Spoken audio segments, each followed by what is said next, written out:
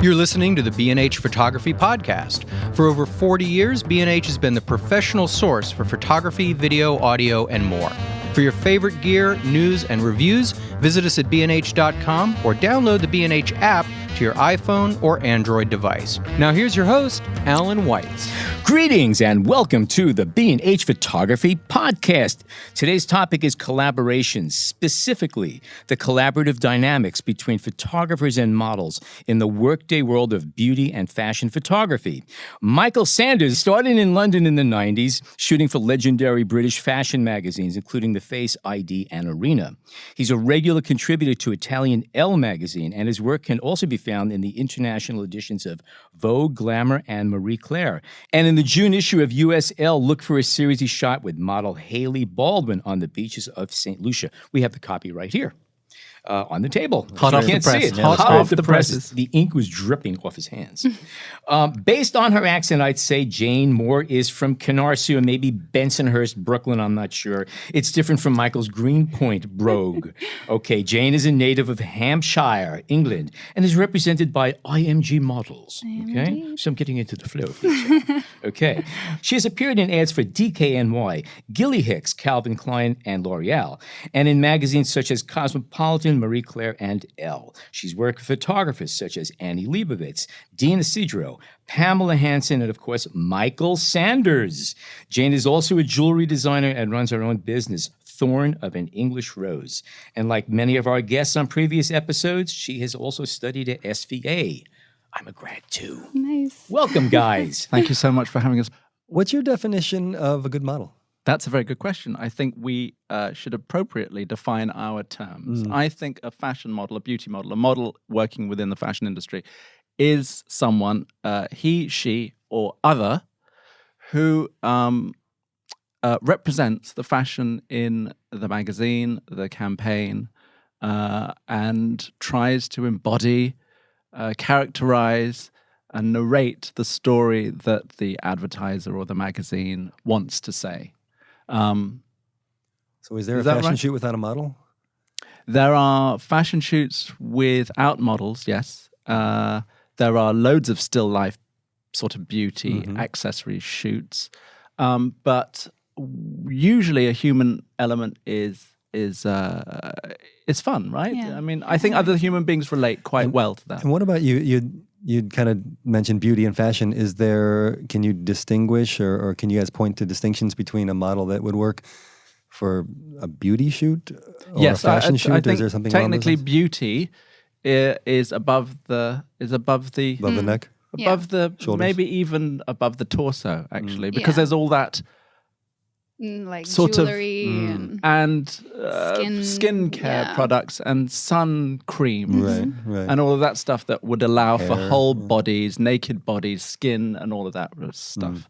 And have you done both? And I have actually, yeah. and how would you describe what you need to do? How do you approach one compared to Jayne, can I just say before you get into it, course. how beautiful you look today, Oh, guys?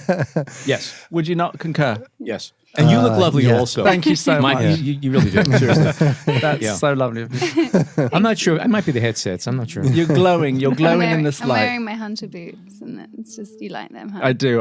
Feels like home. I'm a sucker for wellies. All right. I don't even know why we're here. Let's get on.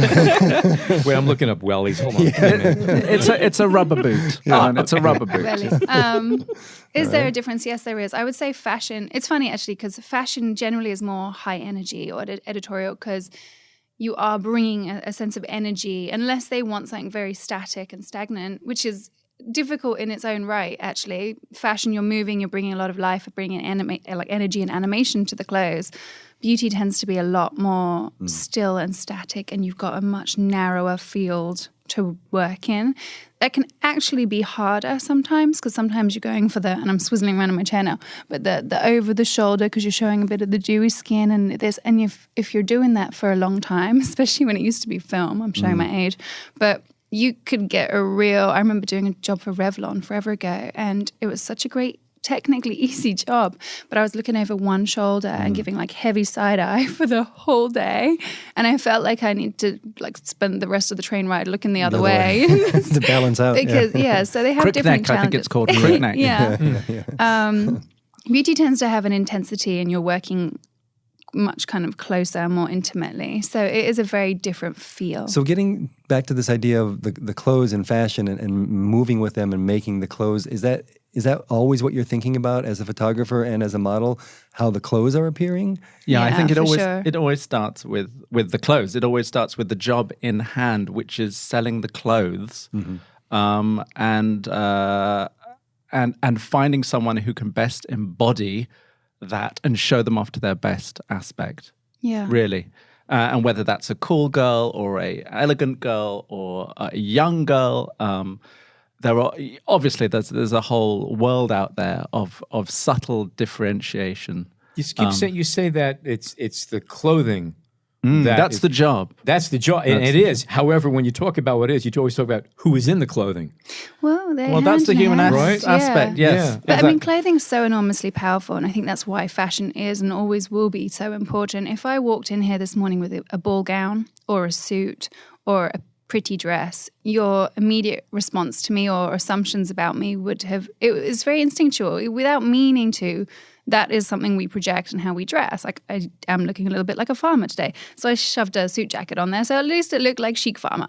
But it's pretty powerful. And I think it's true with a client as well. When I'm going to meet a client, if I know what they want, I'll look them up. I'll see kind of what their vibe is. If I know they're looking for like grungy, street and cool, that's how I'll turn up to the casting, because that's what they're looking for, and you have to be able to bring that to life.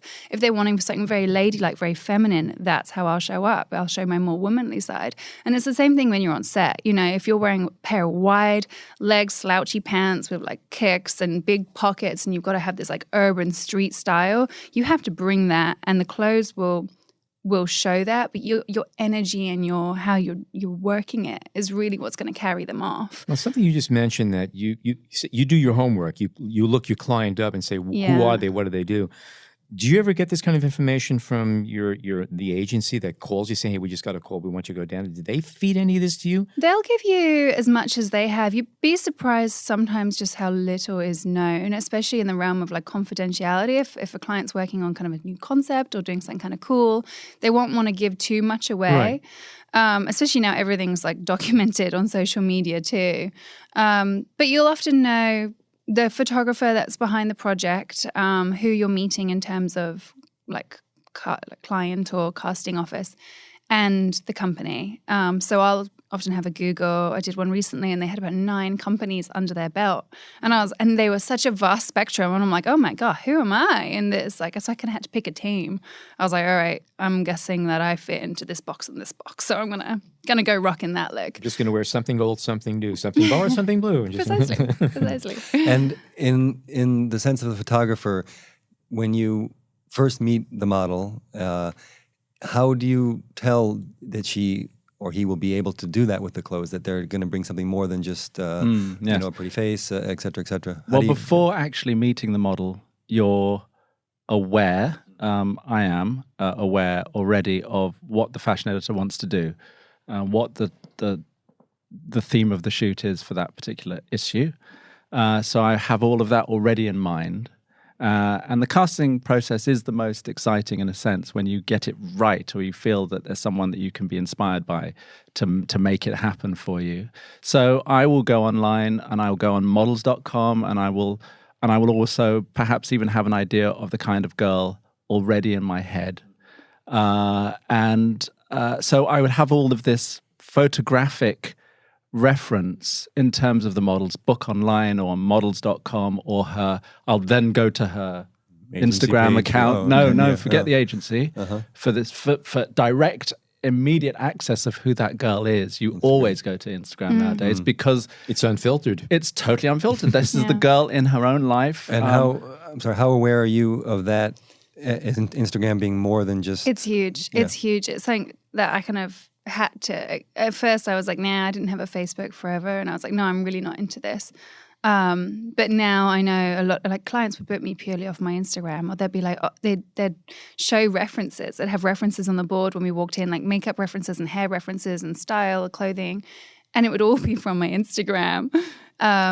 And so that's when I was kind of like, all right, I mean, I'm still no expert at it. It's really hard. And you self-curate that. I mean, you do that yourself, right? Yeah, it is. And it's almost like a full-time business. And that's really hard because, I mean, I know couples that nail it and they go on holiday together and the whole holiday is a photo shoot. I like to down tools. I like to really lose my phone and just like switch off. And I don't think you can do that as much anymore. You got to be kind of documenting everything, and that's pretty demanding, but it's so important. And do you think about how you're going to blend in some professional shoots with your personal stuff too to keep it I try and keep a balance.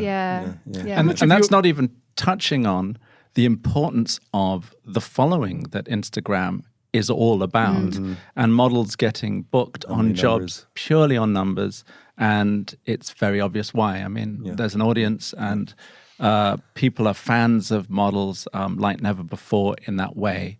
Let's jump back to where you were before. I didn't mean to cut you off about this, the process as you go through it. Yes, that's right. Yeah. Okay, so what will typically happen for an Elle shoot is I will get a call or an email from the fashion editor who will say, we're going to do this about white shirts and whatever. It can be whatever, literally. And maybe the idea of a location to go with it. So you have the location, you have the mood, and then really it's up to me and them to do the casting. And Italian Elle primarily have a casting director who they talk to. But I also do my own homework, and ultimately I think the magazine defer to the photographer. Because at the end of the day, we're the ones who have to make it happen on the day. And it can all be made or broken in that respect. It's very important, if you possibly can, to actually meet the person. So you have all of this, you have all the Instagram stuff, and you even have videos today on Instagram because people are doing Instagram Live. So you have a really quite fleshed out sense of who these people are, human beings are in their own lives. But meeting one-on-one in the flesh, there's no substitute really for that, because you can have nasty sorts of surprises on shoots sometimes, and there's a lot of money put into them, and they're on location, often very far-flung places, and the model gets off the plane, and then there's that moment of anticipation when you're going to meet in the foyer of the hotel or at dinner or whatever.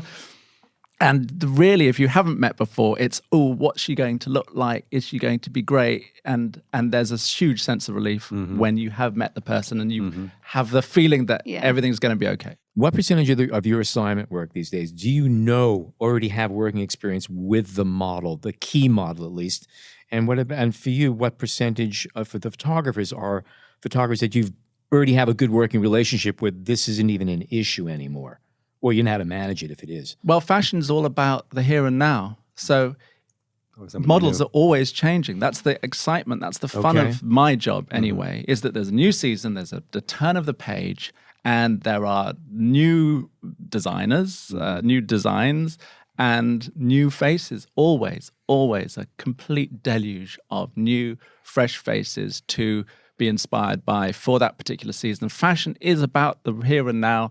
It's about imagining the future. It's about that sort of dialectic between what's cool now and what's cool tomorrow and where you are at a given moment. So you're often working with somebody that you've never worked with before, like or to. maybe even never met. So for me, I'd say it's kind of 50-50. I'd say I've got photographers that pull me into a lot of jobs just because they know what I bring, and they'll know the client and be like, oh yeah, I've worked with Jayne a bunch, she'll be great for this job. So I have kind of those regulars, and that's always nice because you form this sense of family. That's true. And you know what they're about. And there's also photographers that I work with quite a bit because the clients like both of us and I don't gel with.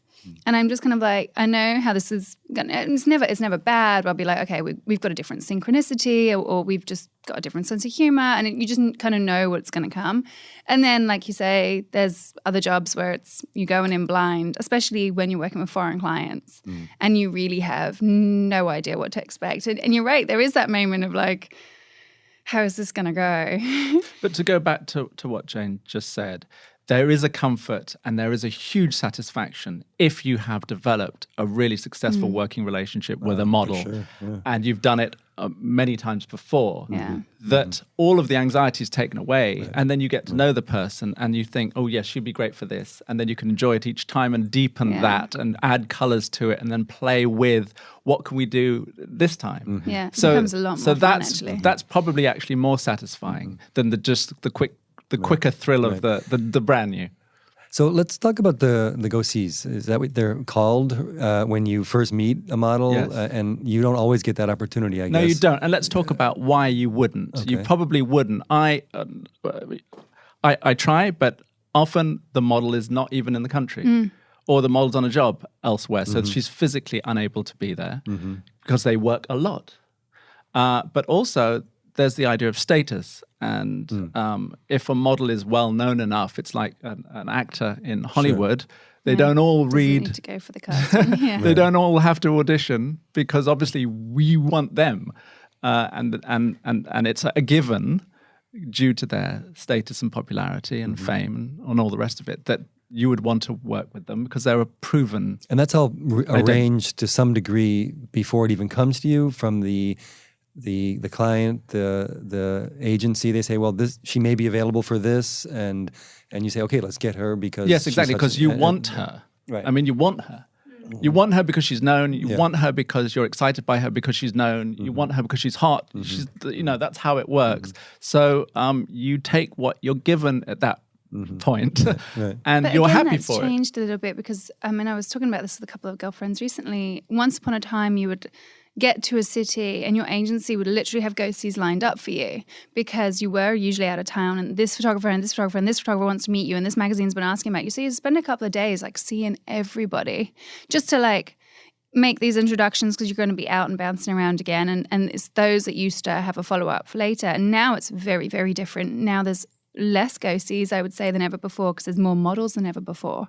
And a lot of clients and photographers are inundated by lesser-known girls that agencies are really trying to get in everywhere or trying to wiggle themselves in. It's a new space. And now a lot more is done on social media. So again, it comes back around to the importance of Instagram. Like now a photographer can't meet a girl because she's away. Instagram's his go-to, watches her stories. Where is she? What's she doing? All right, she's looking good. Her skin's looking great. She's shooting for this. Oh, she just walked this run, How does Instagram, if I may just ask, we're coming to Instagram a lot here now, and you are represented by an agency. Now you're being approached by clients and photographers through your efforts in Instagram, but it's still you're connected to your agency. Is there a compensation for that stuff, or is it still being basically that you are part of the agency and regardless of how the job came to you? Yeah, I'm part of the agency regardless. If someone reaches out to me on Instagram, I'll always defer them to my agency. Maybe because I'm old school, but also I've got a lot of respect for IMG. IMG protect me as a brand. They protect me as a company. They have my best interest. They are responsible for negotiating my rate, making sure I'm taken care of, the legitimacy of the client. So they'll do all the back end. They'll do the research. They'll be booking my flights. I want that taken care of. That's why I pay them a percentage. You know what I mean? Yeah. The second it's you on your own, I think you leave yourself wide open for a lot of risky things that could happen. There's only so much research you can do. You're less protected. You don't have a huge corporation behind you with all their legal support and intelligence, really.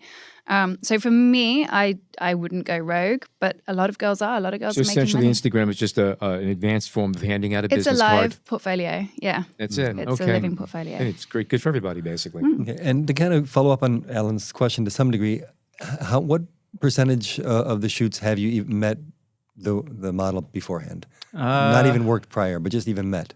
Probably 75% haven't met. Haven't met. Oh, okay. Really? Wow. Really? Yeah, nowadays. Yeah. And for all the reasons we just outlined. So then what does that first meeting, the go see, provide to you? Okay, when you get the go see, and are we seeing that this might be a bit of a thing of the past? It could very well be the end of that type of thing, although... It's sad. I think it'll always have some sort of power. Yeah, and there's nothing like the human contact of actually This is meeting kind of what a I want to person. get at. I mean, doesn't the collaboration start kind of at that moment? It really can should, do. Anyway. Or what It can does. what can you does. glean from the interaction? Even the way you walk and as we were talking about the clothes before and how someone might move with the clothes or Yes. at least have the understanding. And forget about the clothes for a second. Just about being human animals, Right. meeting, greeting, and going on that human dance of two people assessing each other's It's energy so important. and vibe, and Work ethic whether and whether everything you else, like right? them. I Yeah. mean, it's like the usual. Very subtle cues that human beings have. Yeah, absolutely. And how sophisticated that mechanism is. So can either of you speak to or remember a time where it all seemed like it was great and then you had that sit down and like, this is not going to work? It's pretty immediate, actually, when you walk in and you meet somebody. It's that human, you know, when you meet a friend's friend or a colleague, you get this kind of like, either stickiness of like, something's off here, or a rudeness, or there's that immediate banter and you get this back and forth and you're like, oh yeah, this person's cool. One thing I will say, and you might be surprised this doesn't happen more, but advice to any photographers that are doing castings and go-sees, get a camera out. I'm amazed when I meet clients and they don't take photos. I'm always like, how and why? This is absurd. Get a girl in front of the camera, because that's where I come to life. Like, you know, you Even can meet me even at and that go see, even at a simple meeting like that. Yeah. absolutely. You know, I can meet you and we can have any kind of back and forth and banter. But I've worked with other models. They're freaking gorgeous. They come to set and you're like, wow. Getting the clothes, amazing. They're like wet fish on or dead fish on set. They don't move. They don't have an animation. They don't know how to carry their body. They don't know how to work with another model. And I'm always like, how did it come to that? Like, just stick a girl in front of a wall and take some shots and just see how she moves, see how she uses her angle, see how she uses her resources. Give her a stool, give her like the edge of a wall and just see like how she comes to life. And I'm always surprised when it doesn't happen. And do you do that?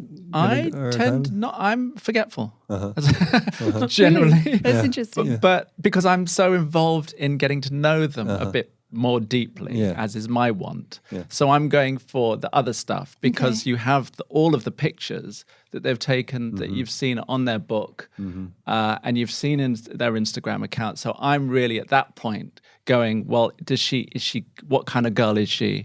And do I like her? And I think the photographer has to bear responsibility always on set and then before and at any time for defining and sort of leading the way in how things go. I think a lot of times it's the relaxed the relaxed approach of the photographer. If the photographer is nice and open and determines the vibe of the charming of the set and the shoot, and lovely like me, then already there's a kind of, you've broken all sorts of barriers down to begin with. Yeah. And you can start to have and a bit more if fun. you're on a big shoot and there's, you know, the agency and the clients and the creatives and all the crew, it's the photographer that determines that vibe. Is that true to say? I think it is. But again, everyone, let's stress this for your listeners, that everyone is an individual. We're all incredibly different in infinite ways. So what works for one person might not work for another. Yeah. You know, someone like Stephen Meisel, the great Stephen Meisel, is very controlled. And you know, there were all these sort of, I don't know if they were urban myths, but this, you didn't look at Steve and you didn't get eye contact. It's like Alan. Yes, that he shrouded him, like you, Alan, a bit diva. That he shrouded his I actually set. have mirrored sunglasses. They're mirrored on the inside. That he created this for himself, a sort of protective cocoon. Yeah.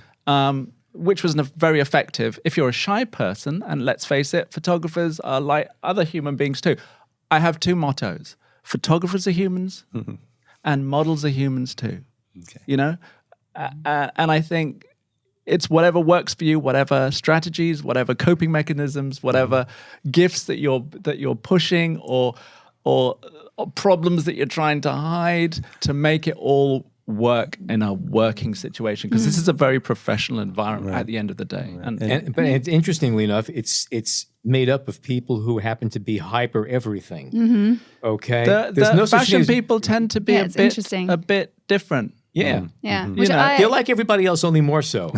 How's that? Yes, exactly. We're all weird. We're all weird in our own ways. It's actually one of my favorite things about working on set is the dynamics of characters that you get. I mean, one thing I will say, and massive credit to photographers, I would say that they're the buffer between the client's vision, the art director's way of working and their vision, and then the model. And I've seen it done wrong and I've seen it done really right, where I'm like, oh, God bless you. Because they're the one that's got to take this message and translate it on set. And a photographer can bring a girl to life or really shut her down. And it's very much, and I'm sure we'll touch on this later, but it's very much on how they talk to you, how they encourage you, just the rhythm that you get into. If a client is coming back with harsh feedback, like, you know what, she just isn't like looking good in that jacket, maybe we should move her to a different outfit. If that's delivered to the model and you insert that little realm of, oh, something's up, something's wrong, someone's not happy, it can mess with the kilter, it can mess with the energy. So the photographer is really so powerful and, you know, needs to respect that power of how they can translate the message and keep the momentum. And is it always photographer to model? I mean, would you ever go through, I don't know, the agent if they're on set, or the creative director or somebody to give direction? No time for that. If you're far away, then there's sometimes runners in between. Right, I mean, I worked production with assistants. Annie Leibovitz and it was very cool. We were in Grand Central at night. And she was like high up on, you know, with the steps mount, and she was up there behind, and I think they were shooting in film. So, I mean, there was people with megaphones because we were like at the other end, but there was about 10 people that message went through. So sometimes you can't be so personable. There were two things I want to talk about that I think are really important for any aspiring models, and that's to sort of try to define what makes a good model. And over all of these years that I've been working, for me, it really just does boil down to, at its essence, a willingness to give of yourself. Because ultimately, Like an actor, the obviously. model gives. The model makes the picture. I always think that the model has the real power on the set, because she gives or doesn't give. And so a willingness, the kind of personality that is enthusiastic to give. People pleasers, I mean, I'm a people pleaser too. I want to give my client a great picture. I want to do well for my magazine or whoever. I want to do the best job I possibly can. But I think the model has to want to be part of that process and have to really care to the degree that she will keep giving. Yeah. And it's her spirit, it's her energy, it's her body, soul, the whole package, in an effort just to give. And that's if they're giving, if that's their basic sort of MO in life, then they will do much better than those who aren't, or who are a bit more ego-based. You have to be willing, like great actors, to take risks, to be relaxed, to be funny, to be ridiculous, not to be afraid of being a fool, not to have that self-consciousness. To get out of your comfort zone. Get out of your comfort zone, but all in this greater desire to give of yourself. Yeah. You're a chameleon. It's like, what is the vision? What can we create? All right, I'm going to run with that. And it's not even about you anymore. It's literally about, I mean, you're always bringing something of yourself. That's obviously a given. But it's how you can adapt to it, how you can create this image. It's pretty exciting. So for young models out there, because I don't believe agencies tell models what modeling is and what the job entails. So I think it's up to themselves to glean over years of experience what that is. But I'm telling you now, to save all of that time, give.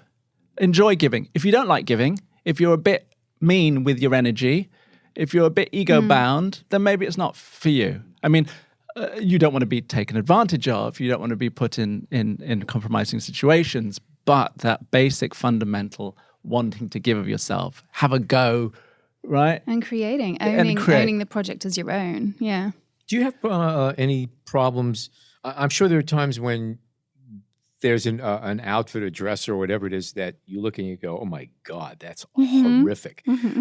Are you able to get past that and still be yourself and give life to this thing which you wouldn't be caught dead in otherwise? Yeah, absolutely. Of course it happens. I mean, sometimes it's just something I would never wear, but I can recognize that it's cool. And then I'm like, all right, let's step into that character. And that character is usually pretty fun.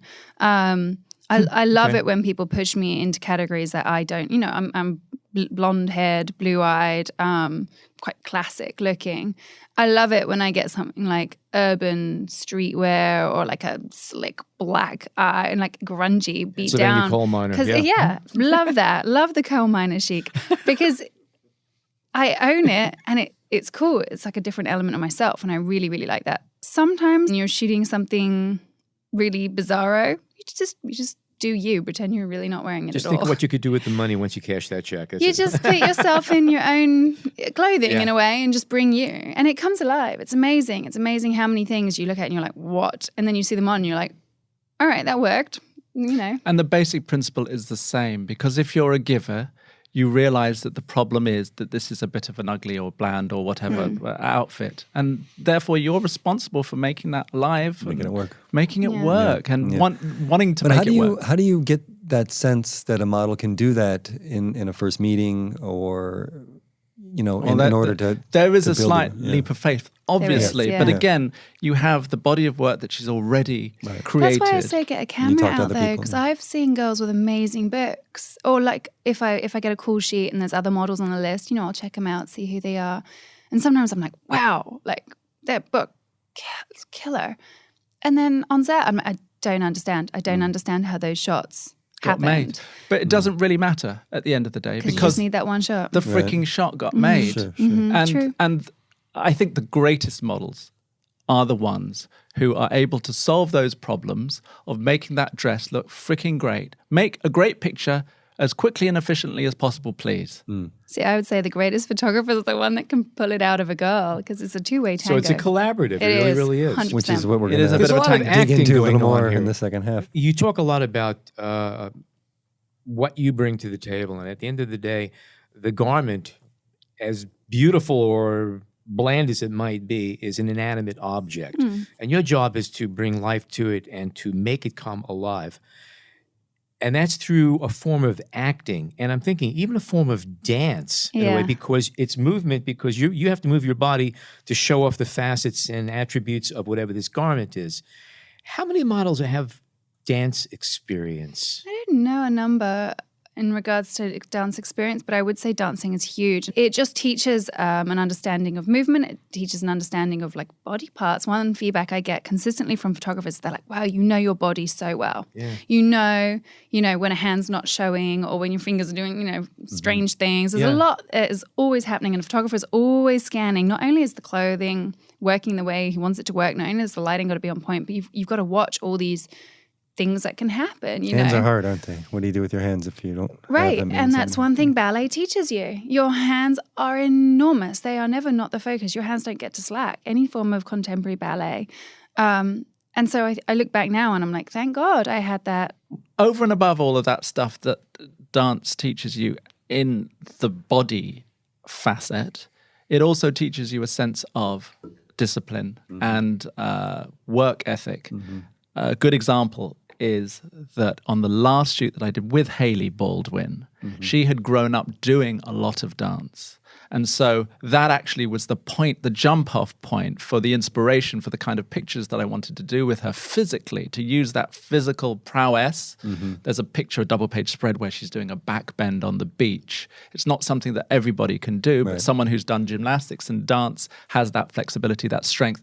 And above all, with Hailey, it was the ability to do it again and again and again. Not that many times, because I'm really fast, but the ability to have the stamina, the chi energy that having a dancer's cellular makeup of being able to work teaches you. And the lack of ego involved, again. So I give Hailey all the props in the world. Do photographers' personalities change when they have a camera in front of them?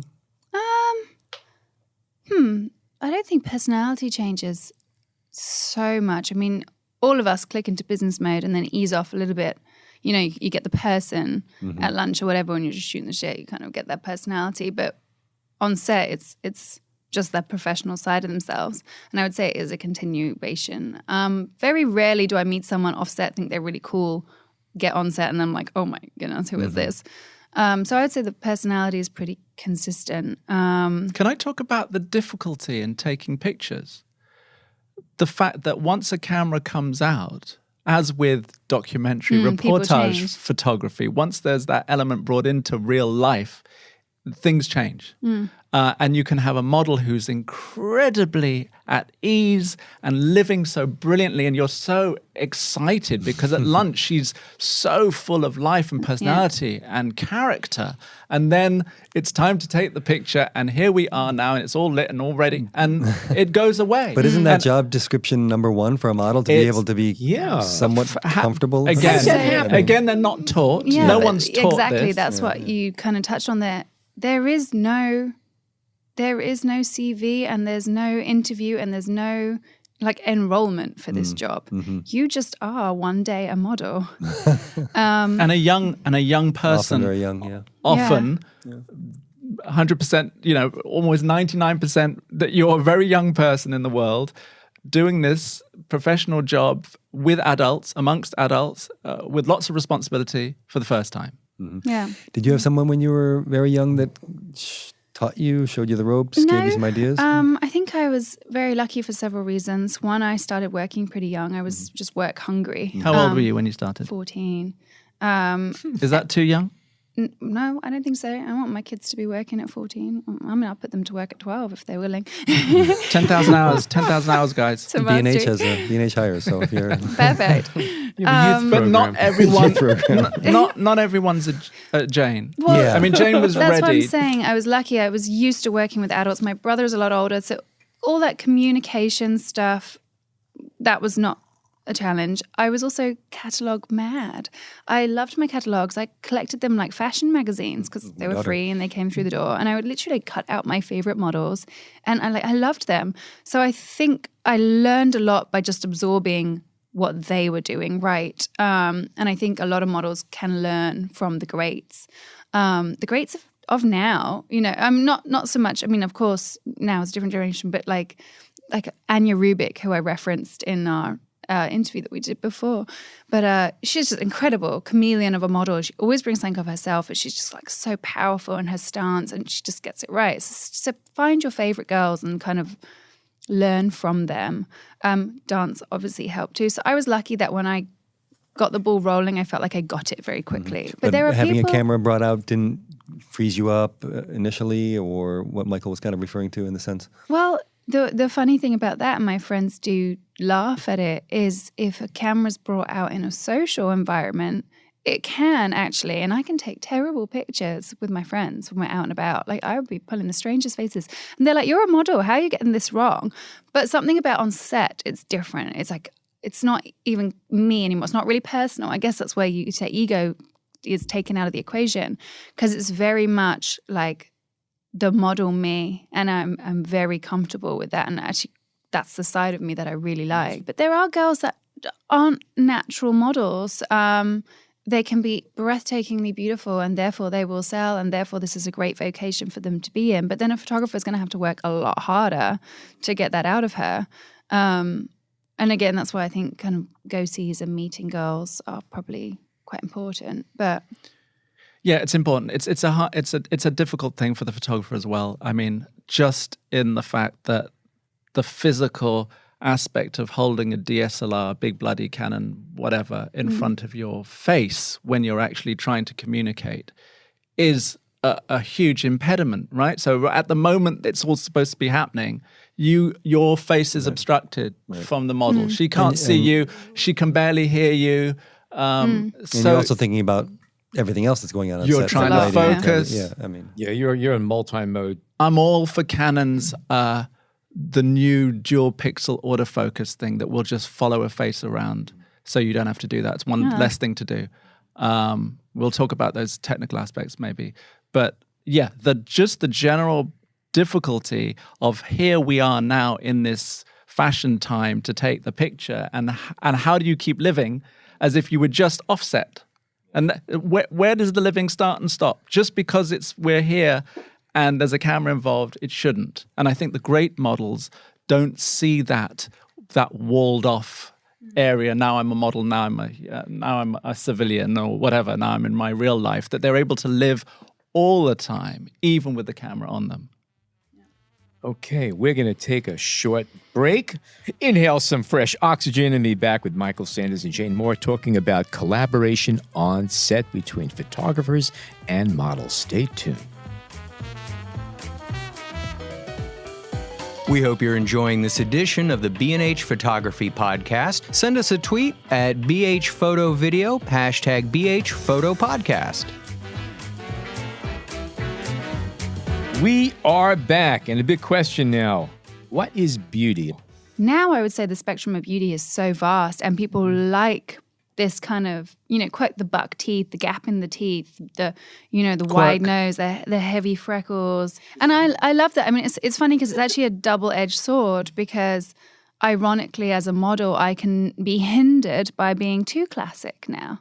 Like, I'm very, very classic. I'm the all-American looking girl. I've got big blue eyes, blonde hair, and not that quirky.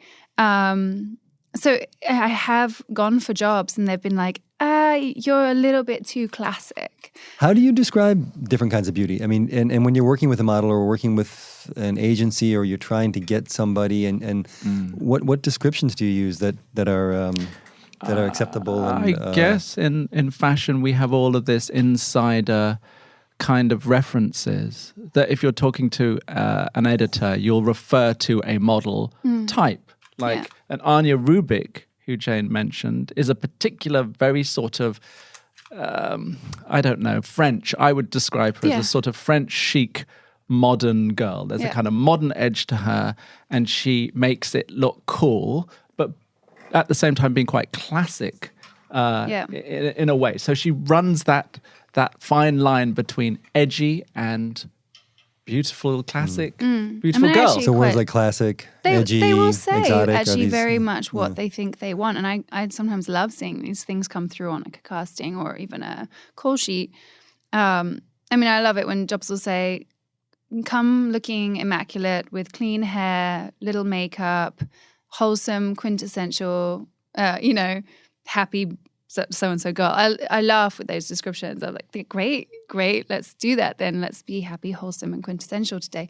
But people can be very, very literal, like, great skin, essential, full lips. I've seen it all written on call sheets. So I think it's just... And will you not go to a casting based on descriptions? My agency will choose who to send the casting to based on that description. So if I'm getting the casting, then I've already kind of fit their breakdown of it. And photographers tend to, like all human beings, have their own predilections and their own tastes and what they kind of like in girls, women, boys, whatever.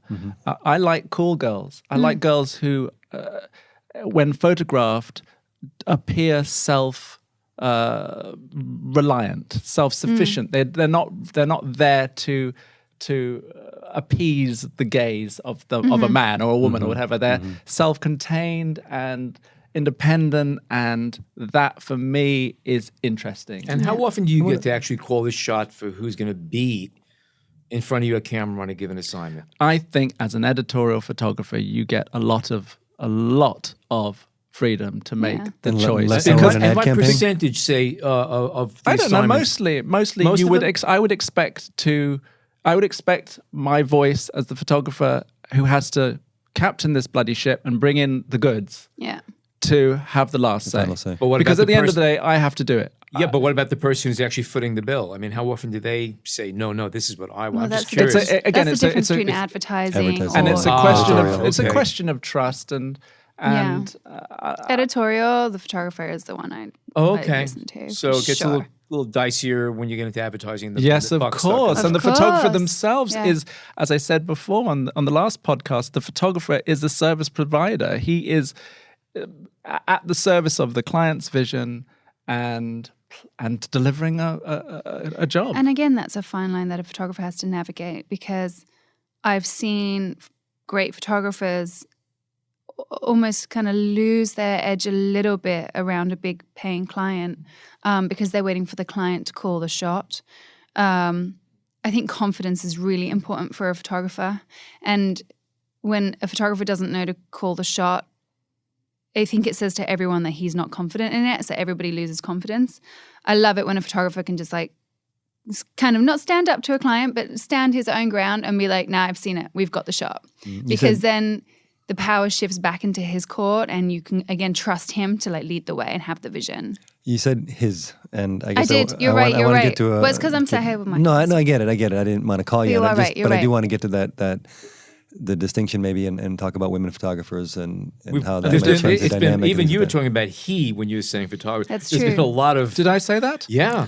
Even though I'm I not still listening to like you, you. so I happened to pick up on it. I did happen to pick up on it. Okay. That's No, interesting. it's been she and he in general, but understandable, and it's not. I didn't mean to call anybody. That's out. right. It And was there's just to get to the he and point he a of- lot as well. You know, there are lots of men photographers who only photograph men or prefer to photograph men. I did want to jump on a quick point that was made about working with the model and the photographer as the model, and this idea of the gaze that you brought up. Do you feel that you're being looked at and gazed on when you're the model on set, or do you feel you're looking back when you're, or you try to look back? Yeah, I feel like I'm looking back. I've never really felt subjectified on set.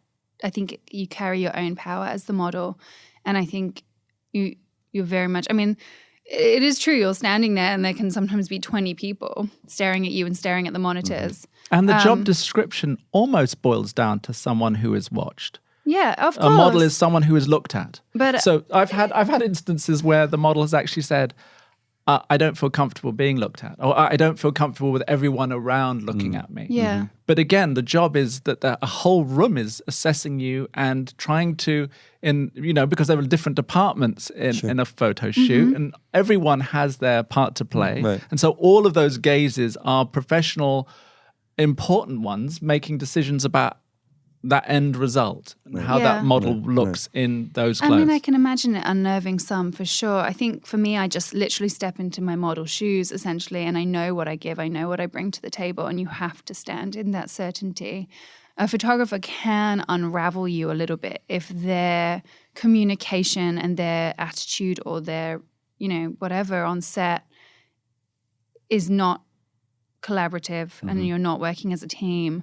And I think that's when you can start to feel you want to work. Let's talk about it. Yeah, and positivity. Yeah. Again, It's going back huge. to this idea that the photographer is sort of defining how the atmosphere of that studio is going. And there's playing music, there's having a team who are very relaxed. Let's talk now about the huge importance of the team and hair and makeup, who are the sort of de facto psychologists, masseurs, and the they fluffers can of the industry, who are making the girl feel really good at the beginning of the day. Do you use the let's say the hair and makeup person as a go-between sometimes if you want to say, hey, talk to the photographer if the about photographer's not some days you'll just have days where the photographer's really not on anyone's side and everyone gets a little bit in the same boat of like, oh my God, this is exhausting or this is really hard work. And that's when the hair and makeup will check in and be like, are you okay? Are you doing all right? Do you need something? And they do kind of become your team. That's rare and it's unusual. And I don't think sometimes those photographers stay around, but I think it's the photographers that can empower a girl and be on the same team as a girl, because you are in it together, you're creating something together and you need each other. There's no one or the, one might be enormously powerful or enormously famous and popular, but at the end of the day, if either one of you was to walk off set, for a while, there's going to be no photos. The great English model, Erin O'Connor, has a lovely interview that I encourage your listeners to go and watch on YouTube. Nick Knight, the great Nick Knight photographer, has a website called showstudio.com. Please go on that. Go on his YouTube channel. And on there, he has a series of interviews called Subjective. Look for Subjective, showstudio.com on YouTube. And there are interviews with Nick and great models. And they go back through their work together. And Nick will ask them, what was that like and what was happening at the time. And Erin describes working with the legend, probably up there as number 1 or number 2. It's between Avedon and Penn, of the greatest fashion photographers who ever lived. And she describes working with Avedon. Obviously, he was older. He was in his 70s, sprightly, energetic. And she said that she was charmed to the point of really fancying him because of the complicity that he was able, this sort of naughty boy complicity between him that he fostered between himself and the model. It was, as Jayne was saying, they were in it together. Yeah. They were the team. We have the power. Let's use it Well, what are together. your tools then? What do you do? I mean, what's your thing when it comes to tools. pulling gonna things out of expose- Aside models? from the Avedon mask. I tend to be, as you might have guessed, quite expressive. So that can be a double-edged sword, because sometimes I felt that too many words is actually not what it's about. So that in itself is a fine line, because if you're too in your head, if you're too intellectual, if you're too descriptive, sometimes the model might not get it. It might go over their heads. So I think it's all about intuition, and again, it goes back to the social skills of what makes a human being successful in life or not. What are the successful people are people. The fashion industry it's a people industry. And so the people who get on, who understand, who are shrewd, who are political, who are sensitive, who are all of those things, who are powerful, who know how to use power to their advantage and getting the best for everybody. I always think I'm there to make everyone look good at the end of the day. That is my job. That's what I. But on a more specific level, with. if you want to get models to turn her head or his head or adjustments of body and position I and will movements, say, move your head, and we can talk. We can actually.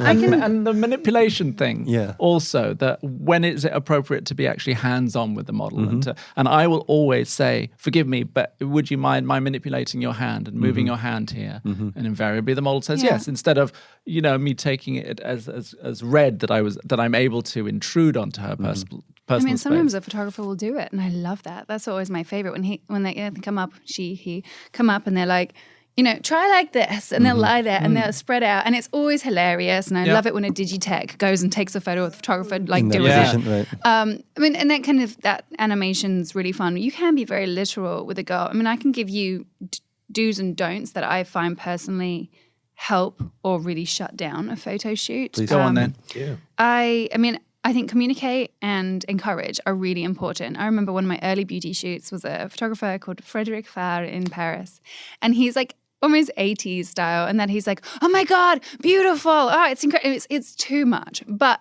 he makes you feel exquisite and extraordinary, and your photos come out the same. When you're working with a photographer that's giving you constant feedback, like, that's gorgeous, that's gorgeous. And when you do something that looks great, encourages it. Oh, I love that. I love that when you were at this angle, it really, really worked. It's giving you constant feedback, and you know what you're doing right, and you know the angle to move in. Or they go and review the screen, they come back and when you were like kind of in this and you're looking here and there's that kind of energy, that was really working. And How let's go often back do they to call that. you over to look at a screen if it's tethered and say, do this again? Or They might. They might. I do always. Okay. Yeah. It's different. Again, I would say different photographers work differently. Some never like you to see a picture. I find that really unhelpful. But then again, I've heard of girls that go up to the screen and will demand certain things be deleted. They'll go through them with the techie and be like, no, some very big girls do this. And I'm torn, because I'm like, well, if I did that, then it would mean that there's never a shot that I don't like out there in the world, which has got to be great. But at the same time, I think you can learn a lot. Sometimes I go up and see something on screen and I'm like, oh, I see that, how the skirt's doing that. All right, that didn't work. And it's an easy, immediate kind of getting it.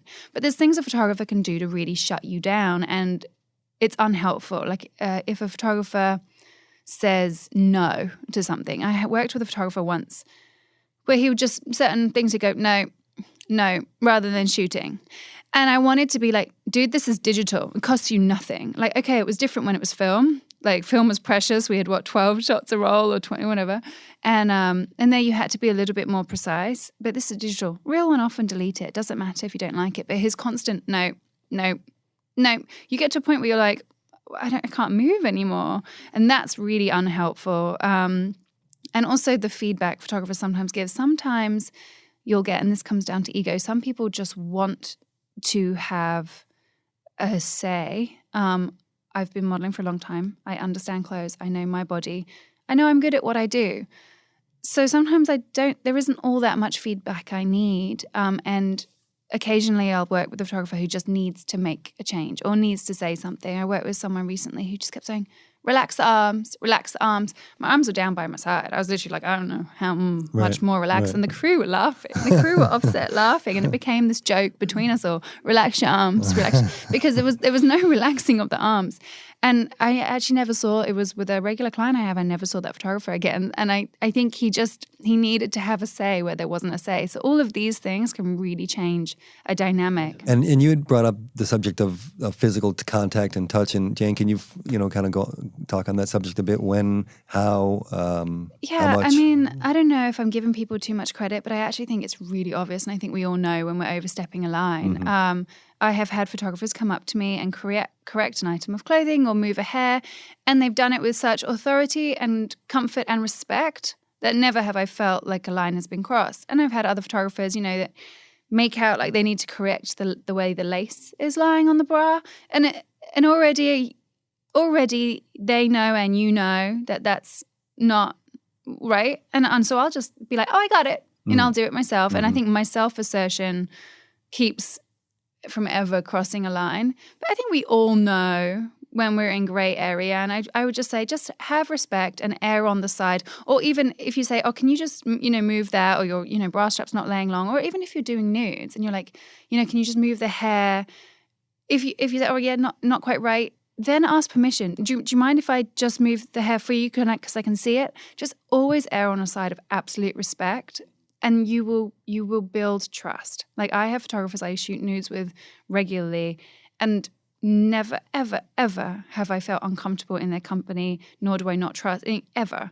And it's such a code of conduct, a way of conducting yourself, not trying anything. And how would a photographer bring out more sexuality? I mean, what phrases or even examples of positioning and things like that? I mean, again, this is what a model will bring. Some will have it naturally and ooze sex, and some just won't.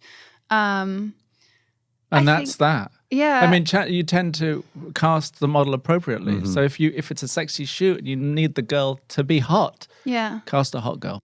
There's also something that's happening in the industry that has made it easier for models, and that is that we've seen the rise of the referencing.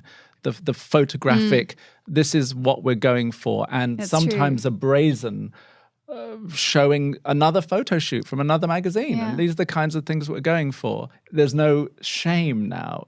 Probably in my day when I started out, you wouldn't dream of putting another photographer's picture on a polyboard to show you're so right, actually. I've never you're thought cheating. about that. What? You're a plagiarist. You're a copycat. And now you walk into a wall of photos. And now it's just taken for granted that this is what we're kind of and so in that respect, models maybe have it easier I would say so. than they did in past generations where there was no reference and it was just purely about making that picture in that moment. Yeah. Okay. So then can we talk a little bit about how you would maybe influence a photographer to get a better shot, or So kind of the specific ins and outs of this? My favorite, I think I can usually feel the vibe that they're going for, feel an angle. My favorite is when they're discussing just to do it. And the number of times, if I had $1 for every time I'd done this and it worked, I would be a wealthy woman. And the number of times I just go and lean a certain way, or let the chop drop a certain way, and just act like I'm hanging out. And very quickly they're like, don't move, that's it. And in my head I'm like, I know. But, things like that. You do have ownership of yourself, and the set is yours. So move around, be free, try something. There's usually the safety shots, as I call them, where you kind of, the things that need to be done. If a clothing is really important and this like quirky zipper is really a thing, yeah, sure, angle that towards the camera. Be aware of your product. But then there's this element of play that you can start bringing in, and you can start, making the clothes move and moving yourself and being more in the moment, because that became a real thing as well, the in-between shots, like the moments. So I think a sense of play and a sense of just doing it and something will happen. And my favorite models have always been those girls who's had the attitude of, okay, come on, let's do this. And they just do it. They give it to you. Right. Yeah. So you're just a happy recipient of great work that's going on, and you're just recording You're just a remote trigger. You're recording But that's it. and also they a do great it. photographer. A great photographer, when he sees that a girl is doing it, and like I said, doesn't feel like they have to change something just to have a say, and is like, awesome, killing it, I'm loving it, this is amazing, this is so good, and then add a little input. But a photographer, they can let a girl run with what she has and use the space and is like on the page with you. That's great. That's creating up. one of the the great highs of when that's happening. That feels so good. Nothing beats having the other person doing all the work too. Yeah, I know. Right? And it's all gifts. You're Yeah. just receiving these gifts from the And universe. when will you, as the photographer, reach, ask the model for input? Do you ever do that? Would you say, what do you think? Or does it ever nice. come to that kind of conversation, or is it more in the interaction? It's nice, as I said, that for the model to get the feedback of what the actual image is looking like on the screen. Now we have screens, and we'll discuss this, the difference between tethered computers, instant feedback. The model gets to see the actual shot itself, as opposed to back in the day with film, where the photographer had much more control and say, because there wasn't a team standing around a computer No one with a else could see, 300% zoom tool that they could scrutinize every little bit. And You're so tethered. I'm tethered all the tethered time, only or- because I'm quick, and therefore I like to see it as quickly as possible, so we can be efficient and go on to the next Keep the shot. momentum That's the going. norm now, right? Most shoots. I would say Or so. not. It depends. Physically on a beach or whatever, Yeah. you might not be tethered, in which case you're just shooting to card, and then you give the card to the Yeah. The DigiGuy. The DigiGuy. But that is always happening. It's rare when you're going to have a shoot now where You there don't won't see. be a moment where you'll go back and look before you continue. Having said all this, I believe we're right now in a period of change back to film.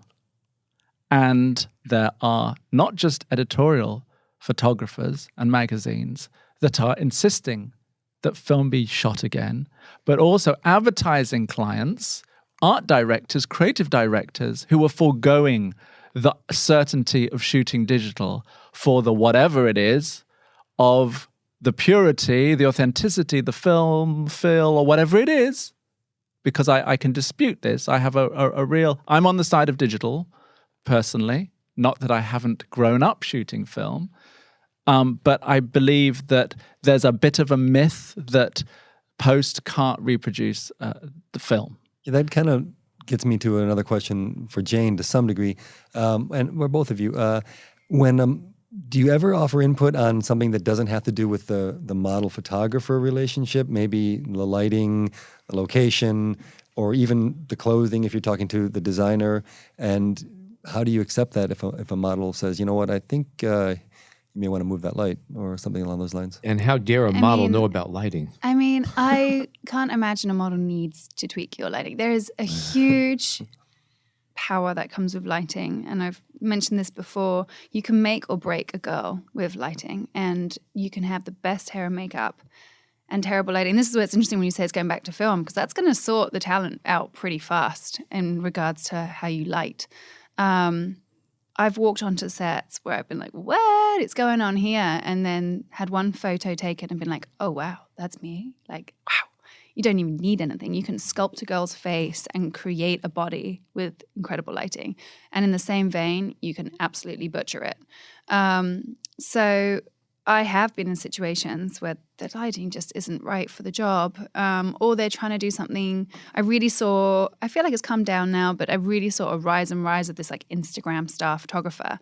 And it would be like these cool people that were doing these cool things on their Instagram. Color seemed to be a thing for a while. And clients would pull them in for pretty big jobs, trying to capture that kind of cool element.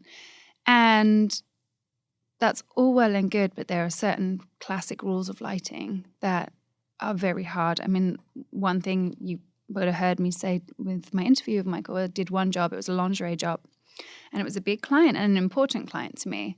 And the first shot was like this down light with a blue gel and then a silver reflector bouncing back up. And I remember getting on there and being like, well, how's that going to work? Like, that's not going to do anything right. So we shot for a bit. And then I said, do you mind if I see? And I looked on screen and it was awful, really, really awful. And the client was all there like, And I could see the client were looking at the screen and looking at me.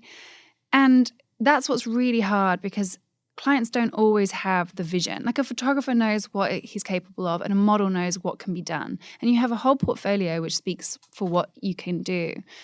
But the client doesn't always have that vision. Same with makeup artists. They have the same struggle. A client will, hire a girl with very little hair and then give like a Brigitte Bardot shot to the hair guy and be like, oh, girl, and say, create this. And he's like, do you not see? She has no hair. So this is a common problem. But that it just wasn't working. And the other girl that I was working with, she was absolutely gorgeous. She had rich black skin. So of course it's going to translate so differently with a blue gel. Me, I'm English. I'm very, very white and like really, really reflective. So a blue gel just wasn't working. And after kind of blundering through about 4 or 5 shots and seeing that the client wasn't happy, that's when I spoke up and I said to him, like, I don't understand this lighting. Why are you lighting me from above? That's not going to work for lingerie. And he was kind of like, right, where should it be? And that's when I was like, all right, he's also figuring it out. And I said, just knock it to the side a little bit. You're going to create that beautiful line of the abs. You're going to like make the boobs look good rather than saggy. You're going to contour the face. I was like, give me a beauty dish. Give me something to make my skin pop. Blue is not going to work for white skin. And he was humorous about it. He was like, yeah, do it. And he said to his assistant, do what she said. And I was like, you're getting flare from, there was like a light that was hitting a window behind me. And I was like, flag that. It's coming up on the, and he just couldn't see it. And he actually ran with it and was very, very grateful, I think. Because I think he was uncomfortable. He was like this upshoot, cool photographer. He landed a pretty big gig. And the client was like, So, you just have to feel it out. You mentioned you're watching the client looking at the screen. Yeah. You can tell they're not happy. Yeah. Were they making eye contact with you? Was there any kind of like a communication going on between you and them? I went over there and said, how is it looking? How are you feeling? And they were quite like, oh yeah, they were polite. They were polite. Well, one of them even said to me, I'm confused because I'm looking at you and you're looking great. She's like, this isn't you, but but on screen it's just not translating. And that was the point where I went and spoke to the photographer. That's when you became an adult. Yeah, well, with the adult of the situation. There is an element of respect, and I really do respect everyone's craft. And I've worked with photographers where I'm like, oh no, don't do that. That's not going to work. And then seeing the photo and being like, I stand corrected, So I'm always open to that realm of play, and that is what makes creating so exciting when you have that moment where you're like, dang, did not see that coming. That's awesome. And how long did it take you to kind of get to the point where you were comfortable offering this type of advice or input? I suppose. How common is that? I started in film. So in film, you don't have a clue until it's published. So I was blind to it for the longest time. And then when digital came in, that was all very cool and very interesting. I guess it was probably once I'd been modeling for about 8 or 9 years. And I also had the early, things were lit differently with film. And you had those windows. Now you have a lot more room to play with digital, and there's post-production is as important as the photography skills itself. I don't know. I think sooner or later you just realize that you're protecting your own image, and it's not in your best interest to not speak up. There's always a way of doing things. Is that kind of rare for models, would you say? I mean, how I don't know. common? I think you have a whole spectrum. I know a lot of girls that speak up and do things I would never dare do, and then others that just don't. So I think you really have a spectrum. And on the photographer side? Well, I think something might be lost in the digital realm because of the group around the computer, as opposed to back in film days where it was the photographer and the model, and that was it. Yeah, the client was and it just was only naked. really the photographer looking through the viewfinder and knew what the shot was looking like. I mean, obviously it was the day of Polaroids, but they were sort of general lighting, only and the photographer this is can what call it the shot looks then. like. And then yes, exactly. And there were great photographers like Helmut Newton who would make a point of never showing the Polaroid to the either celebrity or the big model, because you it's a power thing, and you have all of that control then. The buck really stops with you. And have you been in a situation where you were offered advice from a model and you either, how did you react? I don't know. I think the shoots tend to go well enough in terms of the shoot itself to warrant any kind of intervention by the model. What about your crew? Do you have a say? I mean, Yeah, do you work with the regular folks? Yes, crew, as I said, hair and makeup really important. The hairstylist, the personality of the hairstylist is also very important. They're the guys who are literally on set with the model, who is touching her at the last moment before the picture is taken. Sometimes they have the hardest job. They have the hair is always blamed for the picture. It doesn't matter. It's actually true. There's kind of two things I wanted to get to, and one is the idea of like the rhythm of a shoot. I mean, how long? I mean, I guess there's all different varieties, but you can say that a regular shoot is a day's work.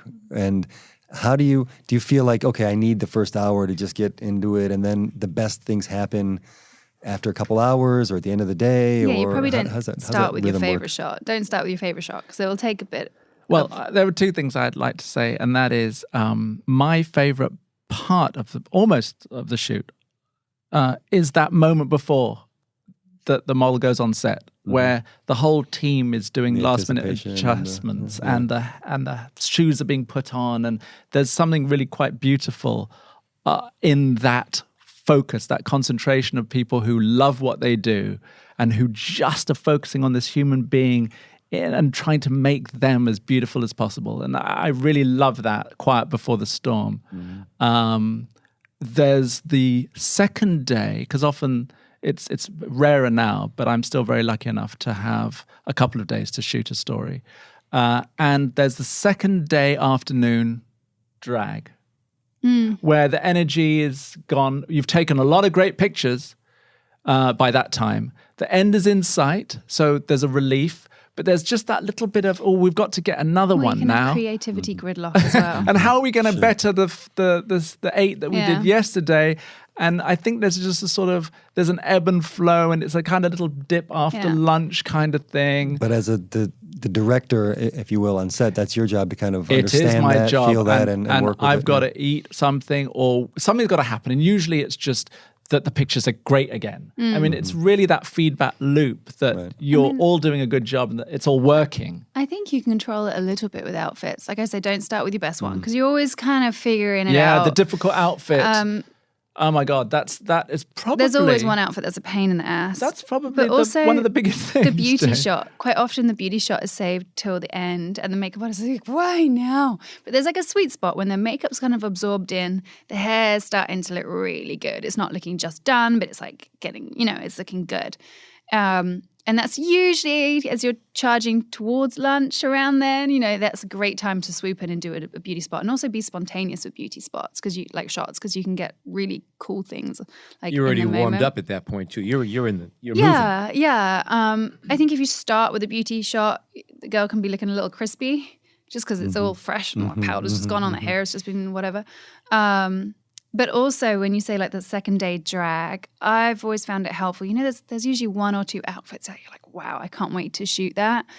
Gonna save that for the second day, the afternoon of the second day, or that 3 p.m. time if you've only got one day. Because 3 p.m., you've had lunch, you're losing your momentum a little bit.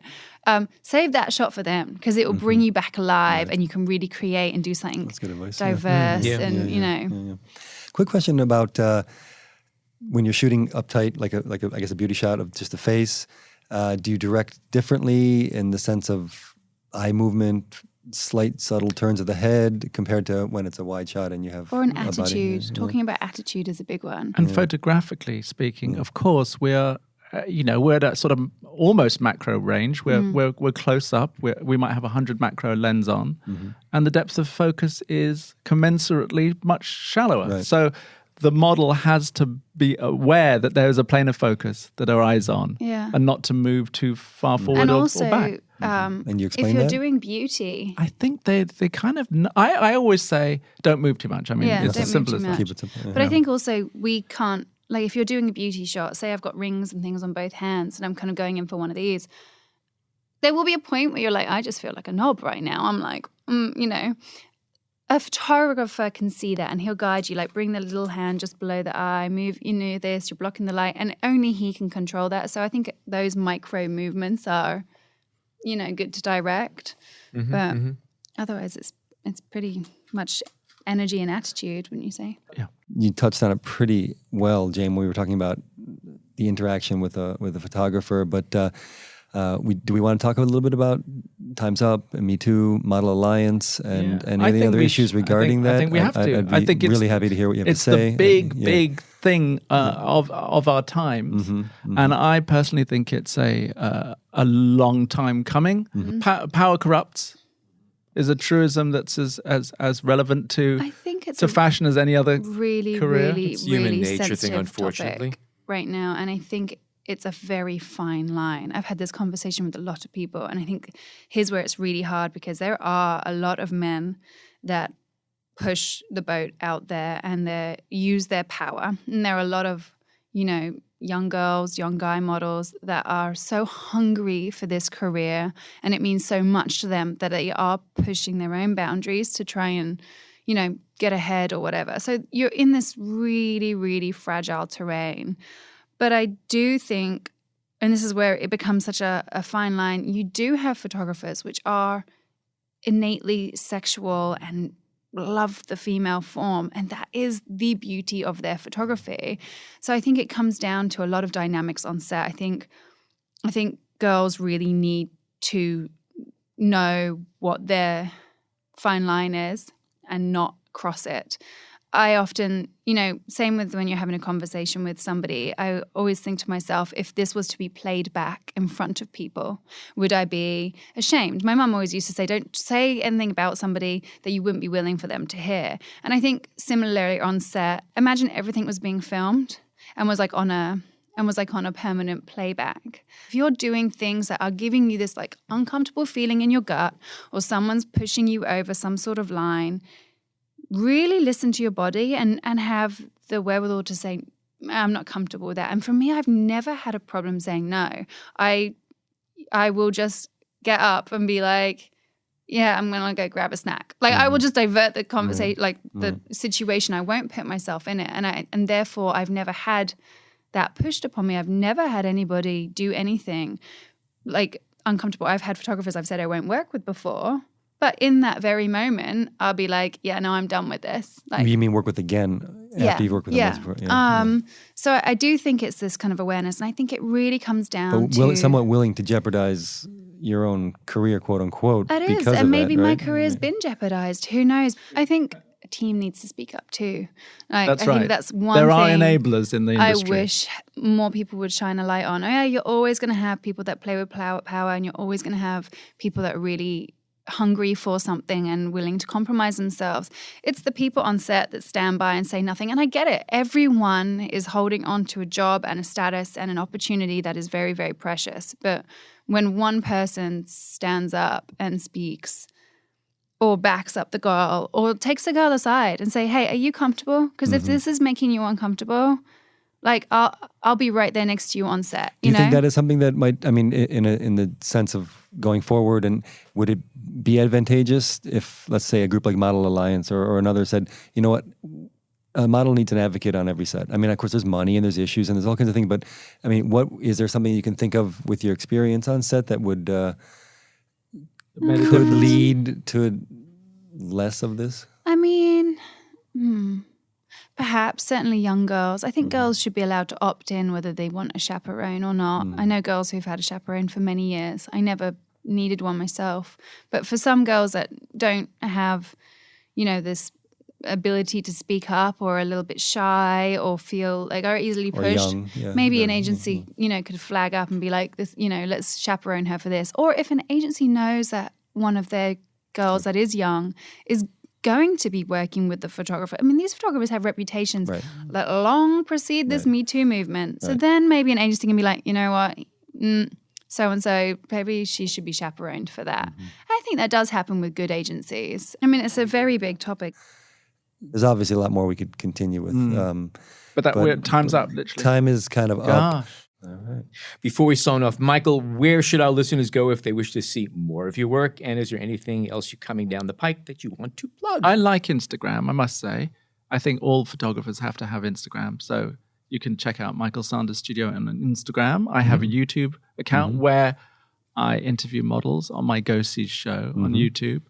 That's Michael Sanders Studio also. And a website, michaelsandersgosees.com.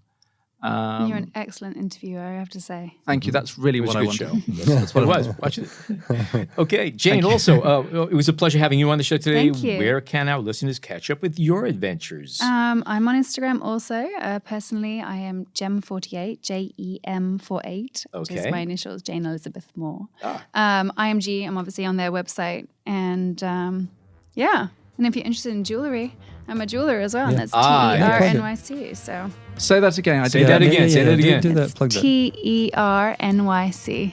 It's the Instagram handle and the website. So And go. that is the English Thorn of an English Thorn Rose. of an That's English right. Rose. Very cool. That's me. Very cool. And on behalf of Michael, Jayne, Jason, John, and myself, thank you so much for joining us today.